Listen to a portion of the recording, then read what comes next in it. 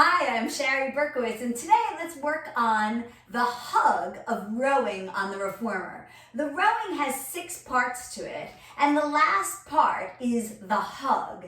Now, the hug, ideally you sit cross-legged and you sit right on the center of your sit bones with your rib cage back over your pelvis, so straight up and down. You reach your arms out to the side, slightly in front of you, so you wouldn't want your arms behind you, which puts you at a mechanical disadvantage. Slightly in front of you. You reach both arms towards each other, and then you resist the springs as you open your arms again, stopping with your arms slightly in front of you.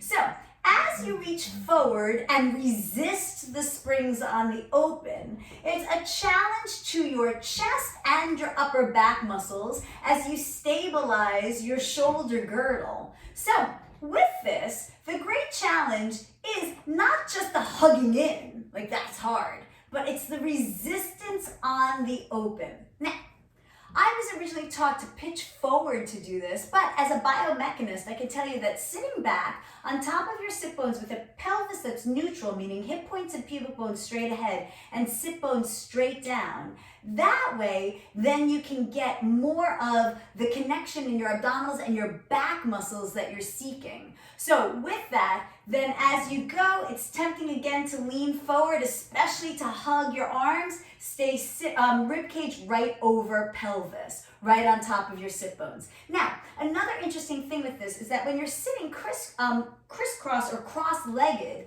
you want to press your knees up just a little bit. Most of us are taught to press our knees down. If you press your knees down, then unfortunately that makes a bit of a disconnect for your back muscles, your lumbar muscles. Since you want to be in this neutral pelvis and work your natural curves of your spine, have the tiniest lift up of your knees as you do the exercise. Now, with that, what if you can't sit cross-legged on top of your sit bones?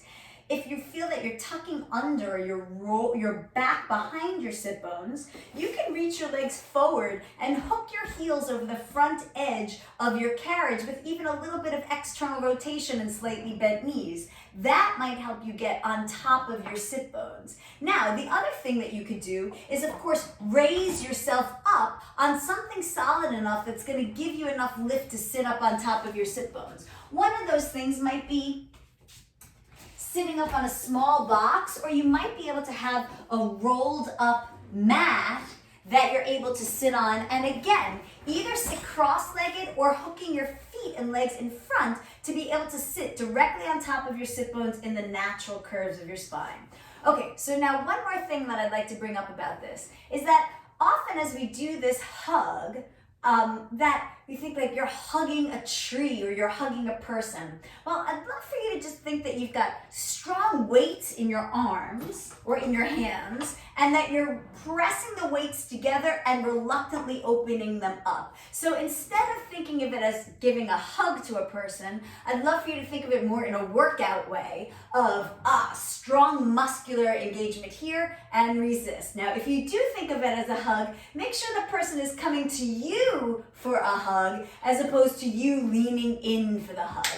And, I do have another thought that I do want to share, which is, what about the placement of your arms? Where do they go? Let's make sure that your hands are slightly lower than your elbows, slightly lower than your shoulders. So your fists are kind of in line with the base of your sternum. You can feel where the edge of your ribs go up and they come up to a point. Right about in there. As you do the exercise right there, gives you an opportunity to roll your shoulders up and back, and that's when you'll have the most amount of power. When your shoulders are up and back, you can have the greatest amount of strength to hug in and to resist open. With that, you notice I have a little bit of a bend in my elbows when I do this. When the straps are coming from behind you and low, you want to make sure that you have a little bend in your elbows so that you're not pushing through your elbow joint when straps or springs are coming from behind you.